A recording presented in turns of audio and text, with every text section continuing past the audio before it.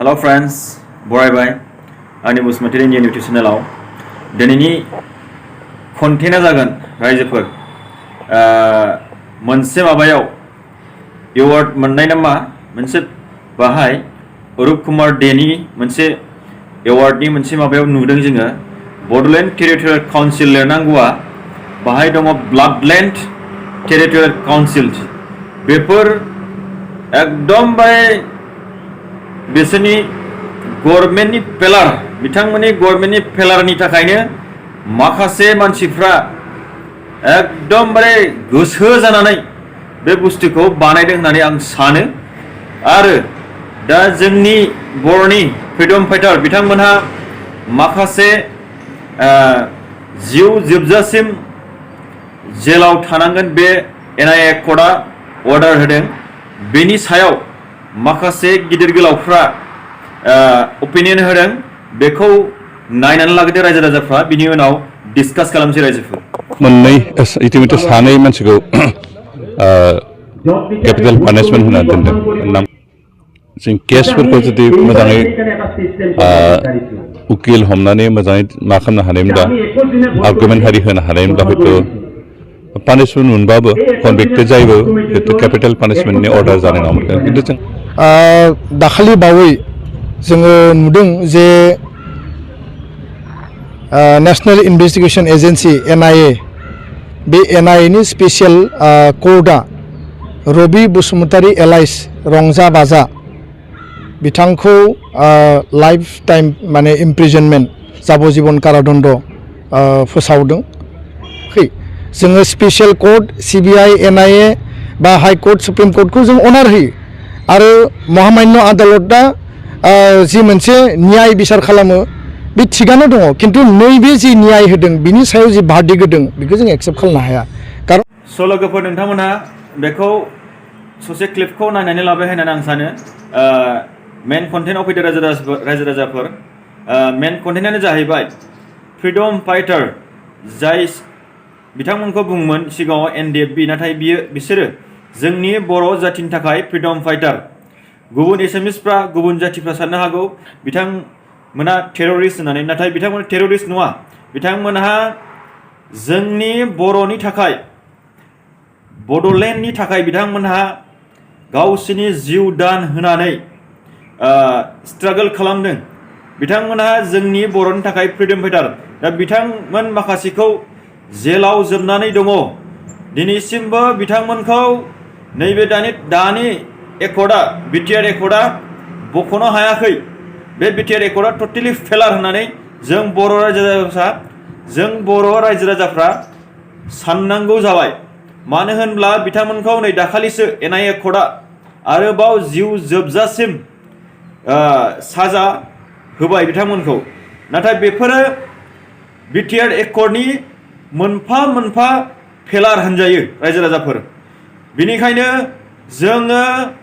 जोंनि बर' रायजो राजाफ्रा गोख्रोङै गसंथायाबा बेबायदिनो जोंनि बर' जातिखौ एसामिसफोरा खायदा कौशल खालामनानै साफा बिदिनो बिथांमोना खोमोरलांबाय थागोन रायजो राजाफोर बिनिखायनो नैबे दा प्रमद थानाय गभर्नमेन्टआ आदा प्रमद थानाय गभर्नमेन्टआ टटेलि फेलार जायनि फलाव नैबे मोनसे एवार्ड अरुप कुमार दे बिथाङा बाहागो लादोंमोन खोमा बेखौ बिथांनो गथायना होदोंमोन दा बाहाय जों नुदों बड'लेण्ड टेरिटरियेल काउन्सिल जानांगौआ ब्लाडलेण्ड टेरिटरियेल काउन्सिल जादों हयथ'बा जाय बिथांमोना बानायदों बेखौ एकदम जानि बुजि बानायदों होननानै आं सानो रायजो राजाफोर बेफोरो जोंनि बर' जातिनि थाखाय जोबोद दुखुनांथाव जायनि फलाव BTR एकर्डनि गेजेरजों रन्जन दैमारि आरो बिथांनि रन्जन दैमारि सार आरो बिथांनि लोगोफ्रा बिथांनि केडारफ्रा जेलनिफ्राय BTR एकर्डनि गेजेरजों गजोबनांगौमोन सिगाङावहाय BTC एकर्ड एबा BTD एकर्डजों बेल्टिफ्रा गावसिनि मोनफ्रोमबो केसखौ बारहायाव थानायनिनो बिथांमोननि केसआ जोबलांजोबदोंमोन नाथाय दिनै BTR एकर्डजों जों नुनो मोनबाय मा जेलाव दोनफिननानैबाबो मोनसेबो केसआनो उइथड्र जायाखै दा गेदेर गोलावफ्रा बुंदों बेफोर बिटिआर एकर्डजोंनो हाइनियास आरो नन हाइनियास क्राइमा जोबलांनांगौ होननानै बुंदों। आदा दिपेनाबो बुंदों, नाथाय बिथांमोननि बुंनाया भेलुलेस जाबाय। सिगाङावनो बिथांमोना बुंनांगौमोन गोख्रैनो बिटिआर एकर्डजों जेलाव थाबोनाय जोंनि बर'फोरनि फ्रिडम फाइटारफोरखौ गोख्रैनो हगारनांगौ होननानै बिथांमोना दाबि दैखांनांगौमोन। नाथाय अखा हाखांनानैसो खफ्रि हमबाय बिथांमोननि खोथा बुंनाया। बेफोर जोंनि बर' जाथिनि थाखाय दुखुनांथाव आरो बिथांमोननि बे बर्तमान थानाय एबसुनि दैदेनगिरिफोर बिथांमोननि खोथाफ्रा बेसलेस जाजोब्बाय, खुनु फोथायथाव नंला। दा दिनैनि समाव खुनु फैदो जोंनि बर' रायजो राजाफ्रा बिथांमोननि खोथाखौ फोथायला। दिनैसिमाव जों नुजोब्बाय बिथांमोना खालि बिथांमोननि बुंनाया माखासे पलिटिकेल लाबालाबनि खोथाल' बुंनाय बादि जों बर' रायजो राजाफ्रा नुगासिनो दङ, खिन्थु मोगथाङाव मोनसेबो बिथांमोननि खोथाया जाफुङाखै। दा बेनिखायनो जोंनि बर' जाथिनि थाखाय जोबोद दुखुनांथाव रायजो राजाफोर। दा बिटिआर एकर्डनि गेजेरजों एनडिपिफ्रा साफ्रोमबो एनडिपिफ्रा जेलाव थानायफ्रा गनांगौमोन, नाथाय दुखुनांथाव